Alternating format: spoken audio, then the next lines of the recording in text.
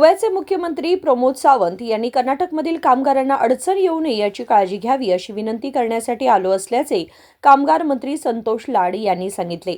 रविवारी बेळगाव येथे पत्रकारांशी बोलताना त्यांनी सांगितले की गोव्यामध्ये कर्नाटकमधील अनेक कामगार आणि विविध विभागातील कर्मचारी कार्यरत आहेत। त्यांना कोणतीही अडचण येऊ नये यासाठी मुख्यमंत्र्यांना विनंती केली आहे।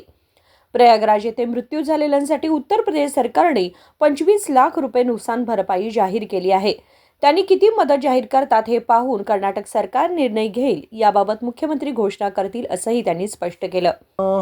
ಒಂದು ವೈಯಕ್ತಿಕ ನನ್ನ ಬಿಸ್ನೆಸ್ ಒಂದು ಮೀಟ್ ಕೂಡ ಇತ್ತು। ಅದರ ಜೊತೆಗೆ ಮಾನ್ಯ ಗೋವಾದ ಮುಖ್ಯಮಂತ್ರಿಗೆ ಭೇಟಿಯಾಗಿ ಹಲವಾರು ನನಗೆ ಮಾಹಿತಿಗಳನ್ನ ಬರ್ತಾ ಇತ್ತು। ಅಲ್ಲಿ ಕನ್ನಡಿಗರಿಗೆ ನಮ್ಮ ಬೇರೆ ಬೇರೆ ಜಿಲ್ಲೆಯಿಂದ ಹೋಗಿರ್ತಕ್ಕಂಥ ಏನು ಕೆಲಸ ಮಾಡಲಿಕ್ಕೆ ಹೋಗ್ತಾ ಇದ್ದಾರೆ, ಕೂಲಿ ಕಾರ್ಮಿಕರಾಗಿರ್ಬೋದು ಅಥವಾ ಯಾವುದೇ ರೀತಿಯಿಂದ ಕೆಲಸ ಮಾಡ್ತಕ್ಕಂಥ ನಮ್ಮ ಎಂಪ್ಲಾಯೀಸ್ ಆಗಿರ್ಬೋದು, ಅವ್ರಿಗೆ ಸ್ವಲ್ಪ ಅನಾನುಕೂಲ ಆಗ್ತಾಯಿದೆ, ಅಲ್ಲಿ ತೊಂದರೆ ಆಗ್ತಾಯಿದೆ ಅಂತೇಳಿ ನನಗೆ ಬಂದಿರತಕ್ಕಂಥ ಮಾಹಿತಿ ಮೇಲೆ ಅವ್ರಿಗೆ ಹೋಗಿ ಪತ್ರವನ್ನು ಕೊಟ್ಟು ಬಂದಿದ್ದೀನಿ।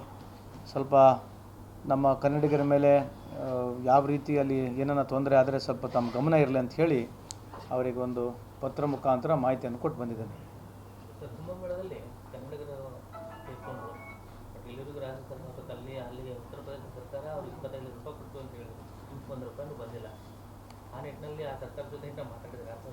ನನಗೆ ಗೊತ್ತಿಲ್ಲ, ಸನ್ಮಾನ್ಯ ಸರ್ಕಾರ ವತಿಯಿಂದ ಮಾತನಾಡ್ಬೋದು, ಆಮೇಲೆ ಸರ್ಕಾರ ಏನು ತೀರ್ಮಾನ ತಗೊಳುತ್ತೆ ಅದು ನನಗೆ ಮಾಹಿತಿ ಇಲ್ಲ, ಸದ್ಯಕ್ಕೆ ಮಾಹಿತಿ ಇಲ್ಲ।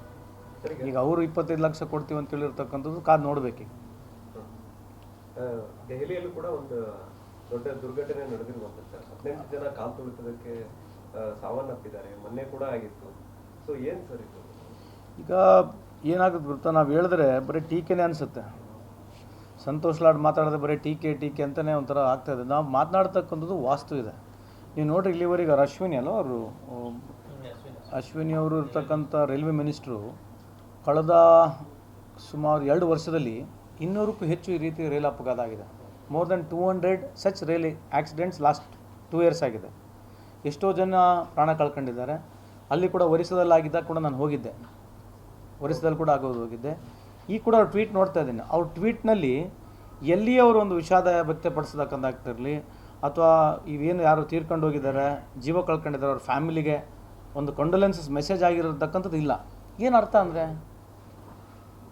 ಏನು what does he wants to prove? ಇದೆಷ್ಟು ಒಂದು ಎಲ್ಲೋ ಯಾವುದೋ ಒಂದು ಪೇಪರ್ನಾಗ ಬರ್ತದೆ ಹೋಗ್ತದೆ ಅಷ್ಟೇ। ಇದು 24 ತಾಸು ಯಾವ ನ್ಯೂಸ್ಗಳು ಆಗೋದಿಲ್ಲ। ನಾವು ಹೇಳಿ ಸುಸ್ತಾಗ್ಬಿಟ್ಟಿದ್ದೀವಿ, ನಡೀತದೆ, ಮಜಾ ಮಾಡ್ತಿದ್ದಾರೆ। ಈಗ ಯಾರು ಉತ್ತರ ಕೊಡೋರು ಯಾರು ಇಕ್ಕಲ್ಲ?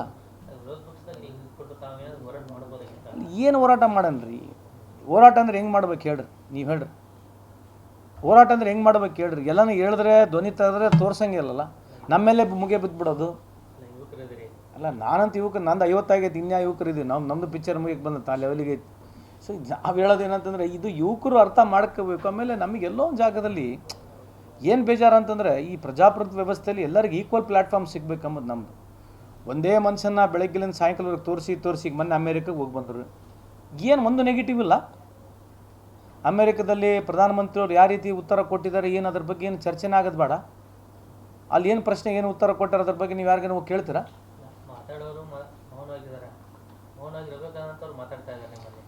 ಈಗ ನೀವು ಇದನ್ನೇ ನನಗೆ ಹೇಳಿದ್ರೆ ನಾನು ಏನು ಮಾಡಿ ಹೇಳ್ರಿ? I am asking you the questions. he is representing our country, he is our prime minister, so we would like to have questions ಅಲ್ವಾ? ನಮ್ಮ ಪ್ರಧಾನಮಂತ್ರಿ ಏನು ಮಾತನಾಡಿದಾರೆ ಅಂತ ಹೇಳಿ ನೀವು ಚರ್ಚೆ ತೊಗೋಬೇಕಲ್ಲ, ಚರ್ಚೆನೇ ತೊಗೊಳಂಗಿಲ್ಲ। ಅದೊಂದು ನೋಡ್ತಾ ಇದ್ದೆ, ಯಾವುದೋ ರೀಲು, 74 ವರ್ಷದ ಪ್ರಧಾನಮಂತ್ರಿಯವರು ಚಕ ನಡೀತಾ ಇದ್ದಾರೆ, 71 ವರ್ಷ ಇರ್ತಕ್ಕಂಥ ಚೀನಾದ ಪ್ರೆಸಿಡೆಂಟು ಮೆಲ್ಲಕ್ಕೆ ನಡೀತಾ ಇದ್ದಾರೆ। ಇದು ಕಂಪ್ಯಾರಿಸನ್ ಟಿ ವಿಯಲ್ಲಿ। 74 ವರ್ಷದ ಪ್ರಧಾನಮಂತ್ರಿ ನರೇಂದ್ರ ಮೋದಿಯವರು ಯಾವುದೇ ಸಪೋರ್ಟ್ ಇಲ್ಲರಂಗೆ ಚಕ ನಡೀತಾ ಇದ್ದಾರೆ ಡೌನ್ ಆಗಿ। 71 ವರ್ಷದ ಇರ್ತಕ್ಕಂಥ ಚೈನಾದ ಪ್ರೆಸಿಡೆಂಟು ಅವರು ಸಪೋರ್ಟ್ ತೊಗೊಂಡು ನಡೀತಾ ಇದ್ದಾರೆ। ಈ ಥರದ್ದು ಡಿಫರೆನ್ಸ್ ತೋರಿಸಿದ್ದಾರೆ ಮಾಧ್ಯಮದವರು। ಡಿಫ್ರೆನ್ಸ್ ಏನು ತೋರಿಸೋದಂದ್ರೆ ಈ ಥರ ಡಿಫ್ರೆನ್ಸು। ಚೈನಾ ಏನು ಮಾಡುತ್ತೆ ಲಾಸ್ಟ್ 1 ವರ್ಷದಾಗೆಲ್ಲ ನಾವು ಚರ್ಚೆ ಮಾಡೋಣ ಬೇಕಿದ್ರೆ, BJP ಅವರಿಗೆ ಒಂದು ಸಲ ಚರ್ಚೆ ಕರೆದು ಬಿಡ್ರಿ। ಚೈನಾದ ಅಚೀವ್ಮೆಂಟ್ ಏನಾಗಿದೆ ಲಾಸ್ಟ್ 10 ವರ್ಷದಲ್ಲಿ, ಜಪಾನ್ದ ಅಚೀವ್ಮೆಂಟ್ ಏನಾಗಿದೆ, ನಾವೇನು ಯಾವ ಕಂಟ್ರಿಗೆ ಪ್ರಮೋಟ್ ಮಾಡ್ತಲ್ಲ, ಬಟ್ ಯಾರ ಜೊತೆ ನಾವು ಟ್ಯಾಲಿ ಮಾಡ್ಕೋಬೇಕು ಅನ್ನೋದು ಒಂದು ವಾದ। ಜಪಾನ್ದವರು ದೇ ಆರ್ ಟಾಕಿಂಗ್ ಅಬೌಟ್ ಎಕ್ಸಾ ಟ್ರ್ಯಾಕ್, 50,000 ಕಿಲೋಮೀಟರ್ಗಳಷ್ಟು ಟ್ರ್ಯಾಕ್ಗಳು ಹಾಕಿ ಮೂನ್ ಕರ್ಕೊಂಡು ಹೋಗ್ಬೇಕಂತ ಹೇಳಿ ಅವರು ಆ ಥರದ್ದು ಪ್ರಯತ್ನ, ಆ ಥರ ಟೆಕ್ನಾಲಜಿ ಬಗ್ಗೆ ಮಾತನಾಡ್ತಿದ್ದಾರೆ। ಆರ್ಟಿಫಿಷಿಯಲ್ ಸನ್ ಕ್ರಿಯೇಟ್ ಮಾಡಿದ್ದಾರೆ ಚೈನಾದವರು। ಫೈಟರ್ ಜೆಟ್ನ ಕ್ರಿಯೇಟ್ ಮಾಡಿದ್ದಾರೆ ಏನ್ರಿ.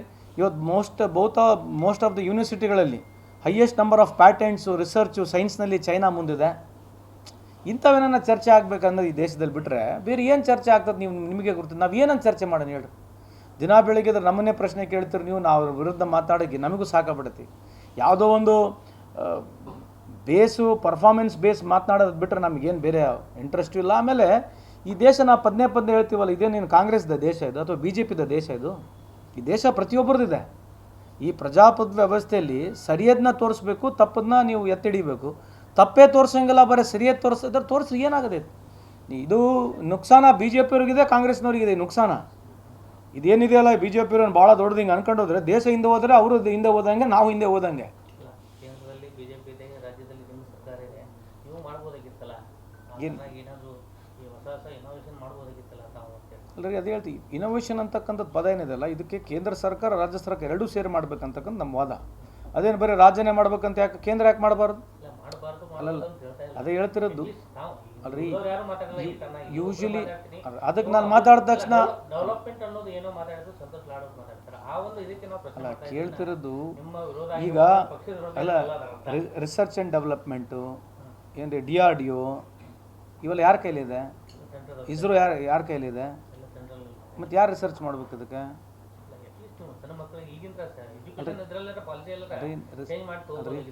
ರಿಸರ್ಚಿಗೆ ದುಡ್ಡು ಜಾಸ್ತಿ ಕೊಡಬೇಕು. ಇವಾಗ ಯಾರು ಕೊಡಬೇಕು? ಕೇಂದ್ರ ಸರ್ಕಾರ ಕೊಡಬೇಕು. ಸ್ಟೇಟ್ಗಳಿಂದ ತೊಗೊಳ್ಳಿ. ನಮ್ದು ಹೆಂಗಿದ್ರು GST ದುಡ್ಡು ತೊಗೊಳ್ತಾ ಇಲ್ವಾ?